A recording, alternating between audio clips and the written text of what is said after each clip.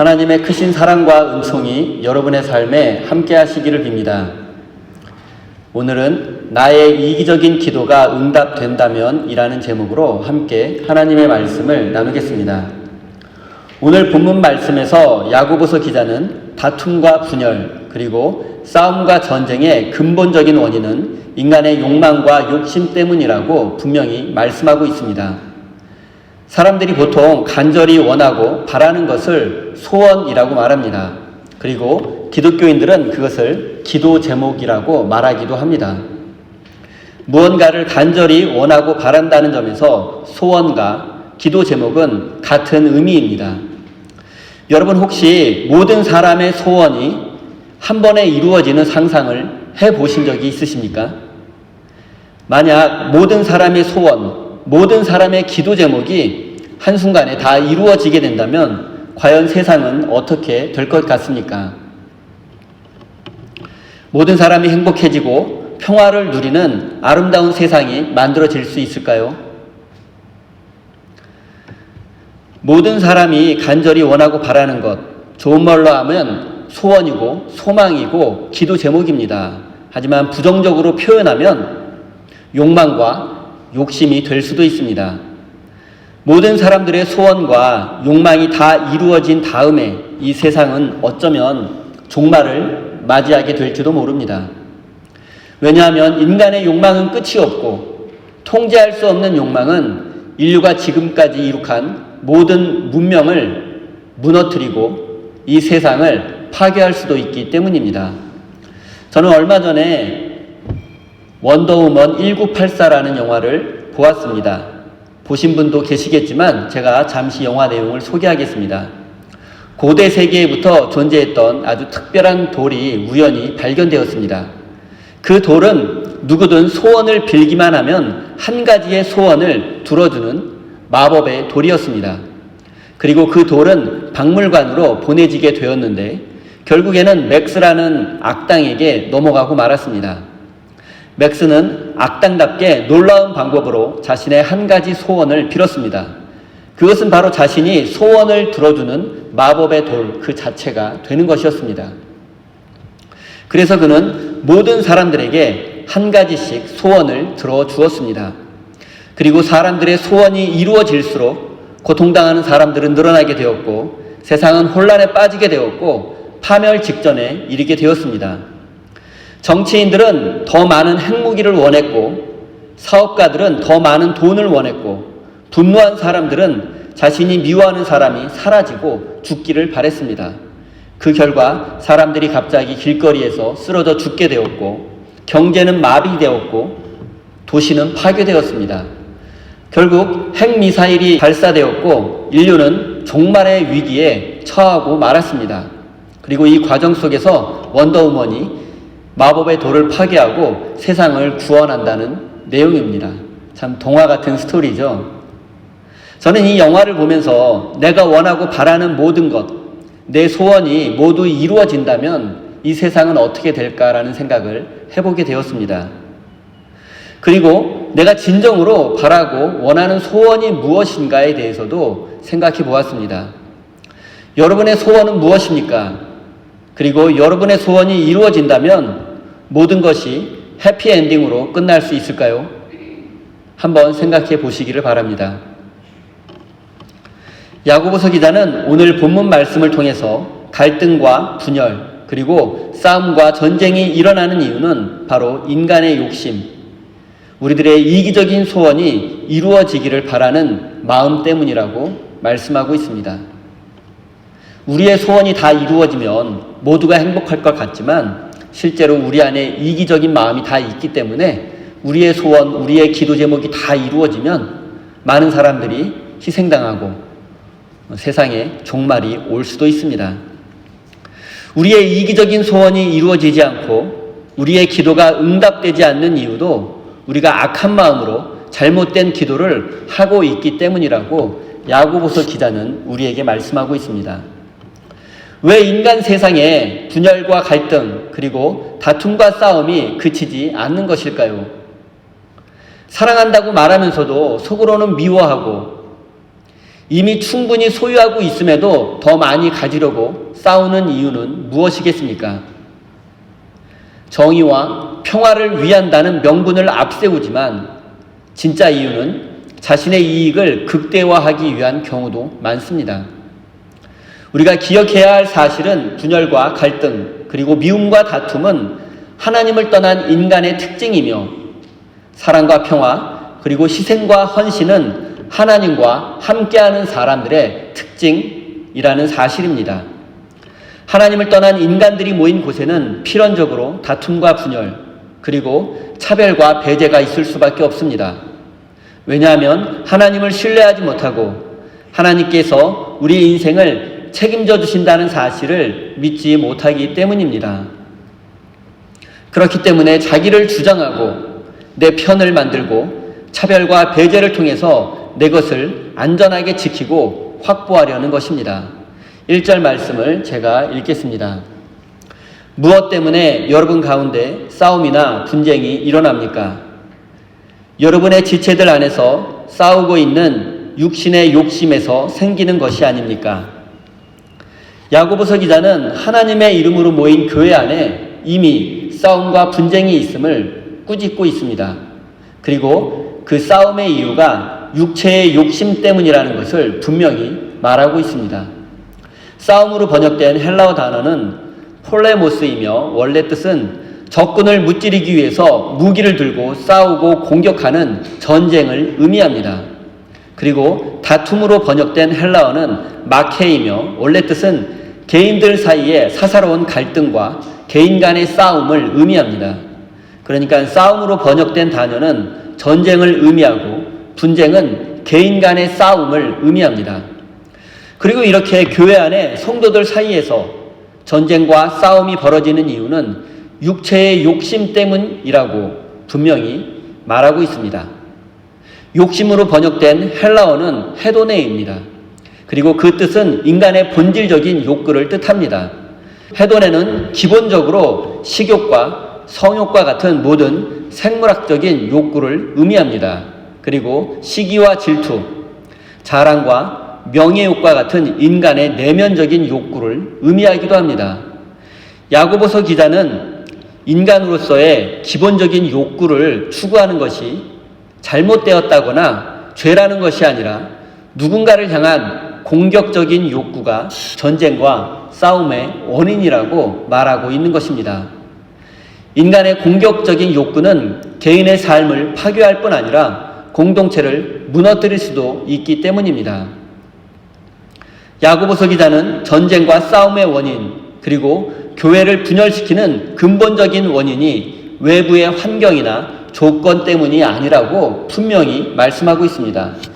가난하거나 부족한 것과 같은 이런 세상적인 조건이 문제가 아니라 남보다 더 많이 소유하려는 욕심, 남보다 더 높아지고자 하는 욕망, 이런 욕심과 욕망이 근본적인 문제입니다.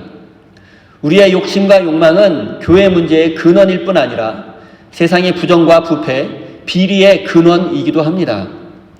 야고보서 기자는 분열과 갈등, 그리고 싸움과 전쟁을 조장하는 사탄의 권세에 맞서 싸워야 할 성도들이 더 이상 서로 다투고 싸워서는 안 된다라고 강력히 경고하고 있습니다.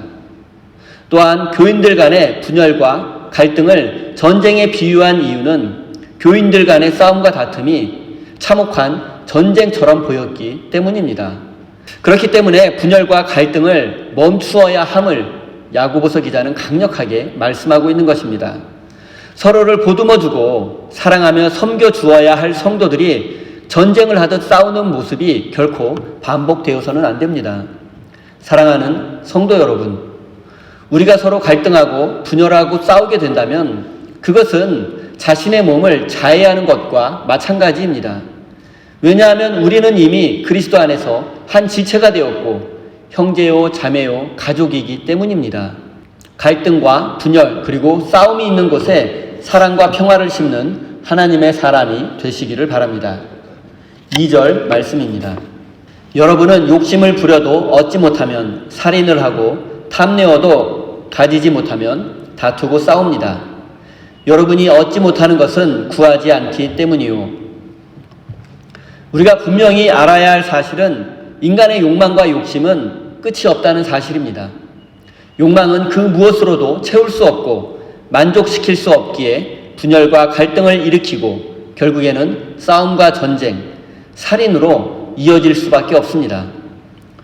욕망을 채우는 것은 밑 빠진 독에 물을 붓는 것과 같이 불가능합니다.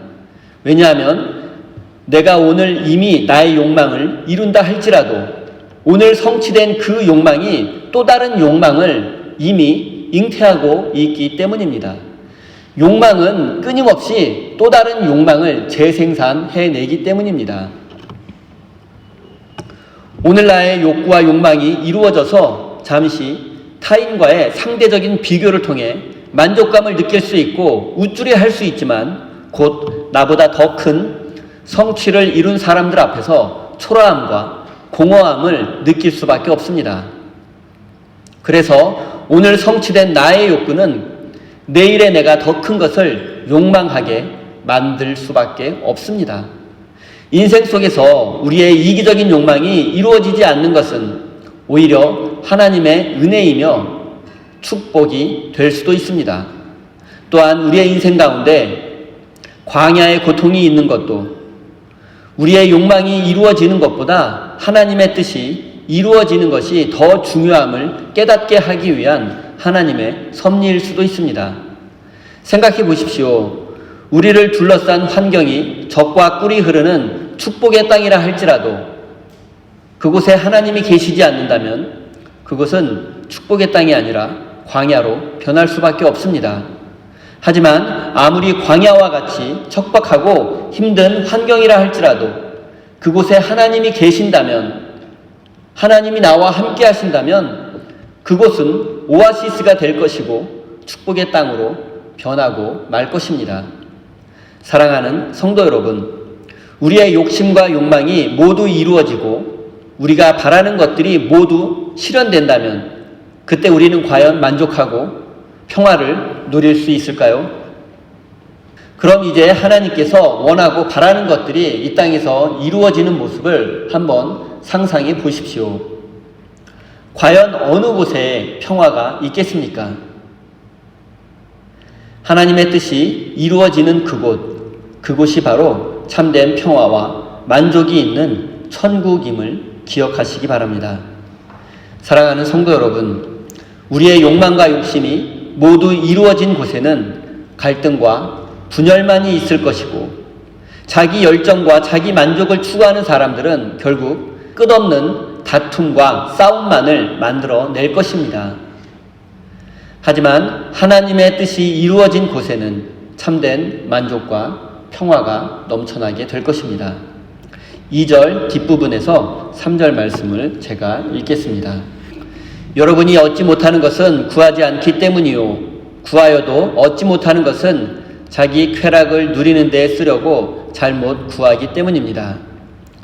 야고보서 기자는 우리가 원하는 것을 얻는 올바른 방법은 바로 기도라는 사실을 알려주고 있습니다.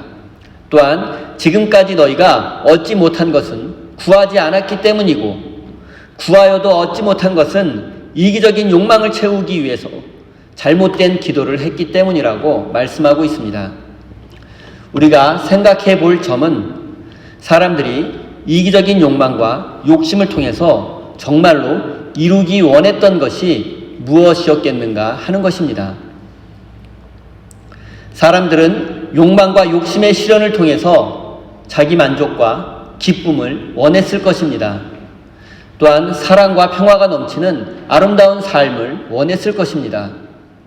그래서 그들은 최선을 다해 노력했고 기도도 했습니다. 그러나 그들은 점점 하나님으로부터 멀어질 뿐입니다. 그들의 노력과 기도는 아무런 열매를 맺지 못합니다. 왜냐하면 이기적인 마음으로 노력했고 욕심으로 기도했기 때문입니다. 우리가 정말로 원하고 바라는 것들은 이기적인 노력과 욕심으로 가득한 기도를 통해서는 절대로 얻을 수 없습니다. 우리에게 정말로 필요한 것을 줄 수 있는 분은 오직 하나님 한 분뿐임을 기억해야 합니다. 그리고 우리가 기도에 대해서 또 한 가지 기억해야 할 것이 있습니다.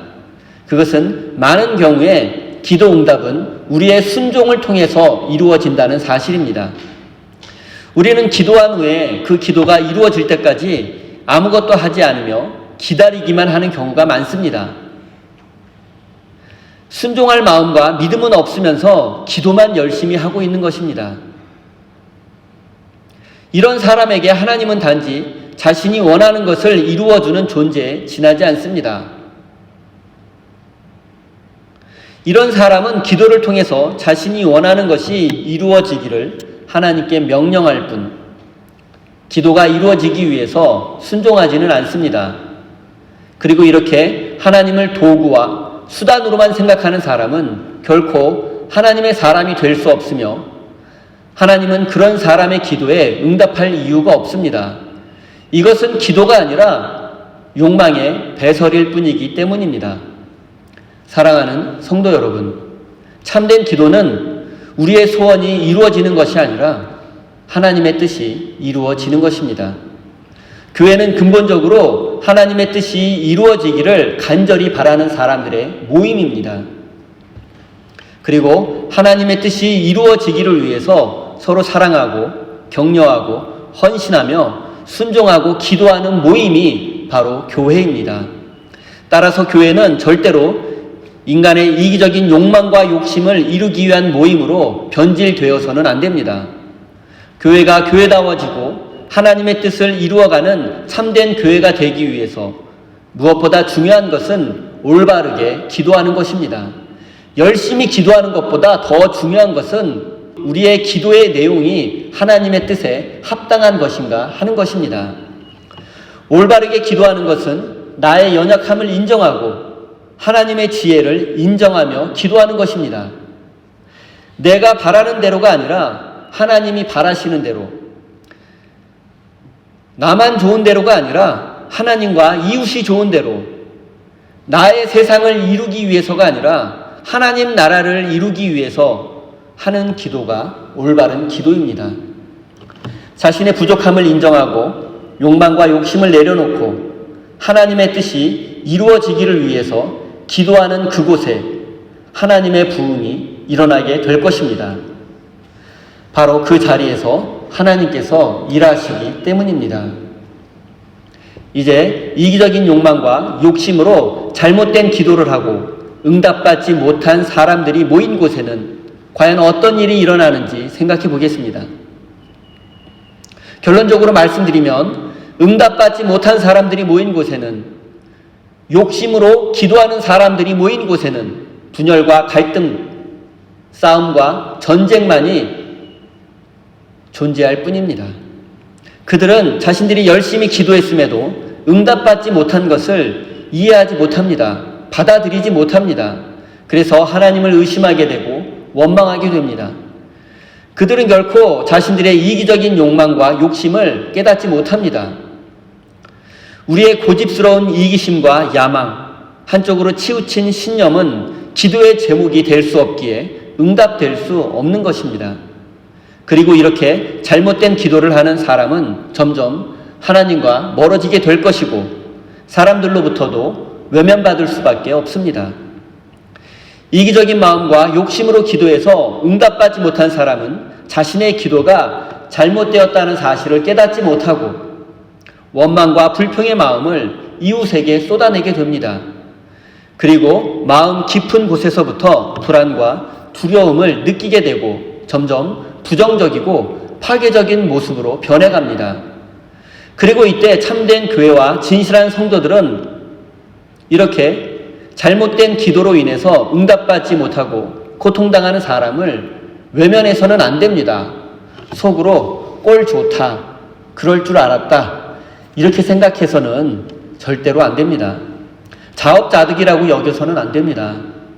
교회와 진실한 성도들은 반드시 그를 위해서 기도해 주어야 하고 그를 사랑으로 품어주고 위로해주고 격려해주며 올바른 길로 인도할 책임이 있습니다.